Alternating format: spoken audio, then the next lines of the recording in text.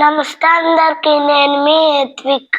మొన్న మా నాన్నగారు వాళ్ళ కజిన్ పెళ్లి అయ్యింది. ఆ పెళ్లిలో నన్ను పెళ్లి కొడుకు కింద కూర్చోపెట్టారు. నేను మా తమ్ముడు సేమ్ డ్రెస్సెస్ వేసుకున్నాము. మేము మా జయమ్మాయి పెళ్లిలో బాగా ఎంజాయ్ చేసాము. పెళ్లి కొడుకుని చేసిన తర్వాత వీరభద్రుడి సంబరం చేశారు. మీకు ఈ వీరభద్రుడి సంబరం అంటే ఏంటో తెలుసా?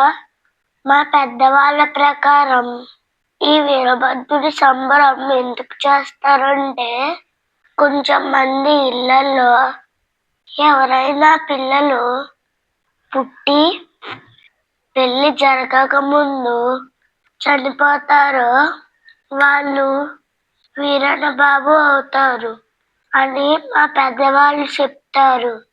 అందరికీ ఈ వీరన్న బాబులు ఉండరు. కొంచెం మంది ఇళ్లలోనే ఇలాంటి సంబరాలు చేస్తారు. మీరు ఇప్పుడు చూసే వాటిని ప్రభలు అంటారు. ఈ ప్రభలకు పూజలు చేసి ఉపదీప నైవేద్యములతో పూజలు చేస్తారు.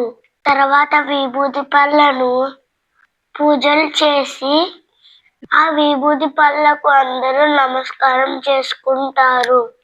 పెళ్లి కొడుకు విభూతి పళ్ళను తలపై పెట్టుకుని ఊరేగింపుగా గుడిలో ఉన్న వీరభద్రుడి గదికి ఆ విభూతి పళ్ళను సమర్పిస్తారు.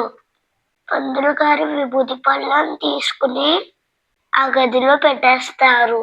నేను పెరుక్కోలు కింద ఎలాగున్నాను